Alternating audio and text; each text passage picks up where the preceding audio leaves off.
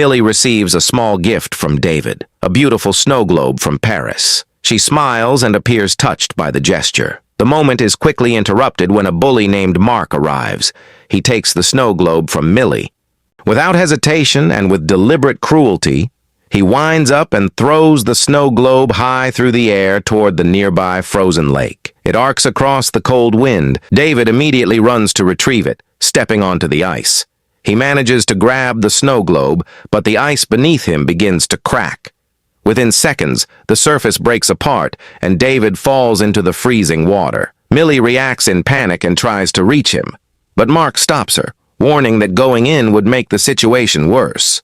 Struggling in the icy water, David panics as he loses his ability to breathe. Suddenly, in an instant, he disappears from the lake and reappears inside a hallway of a library in the city. Later, David returns home soaked. His father, William, notices his condition and demands an explanation. Overwhelmed and unable to respond, David retreats to his room and locks the door. William becomes increasingly angry and forces the door open.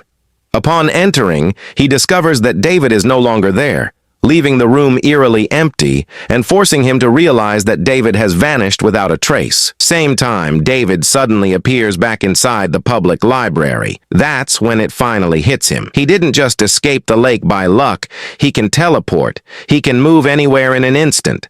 Still confused, David attempts to leave the library, but finds the exit doors locked. Frustrated, he teleports again and ends up in his bedroom. He begins to comprehend that this ability could completely change his life. David decides to leave town, and the realization settles in slowly but firmly. He begins packing his belongings. Before leaving, he returns to Millie's house. Millie, still believing David died in the lake, is emotionally distressed. While in her home, she discovers the snow globe left in her garden, which she does not understand. She slowly approaches it, hesitating for a moment before picking it up, her hands trembling slightly as she examines it.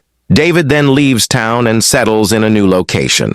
Curious about his ability, he begins practicing teleportation in a town square, but, as a beginner, makes a mistake and collides with a tree. He continues experimenting later from a hotel room, using a tourist guide to visualize different locations.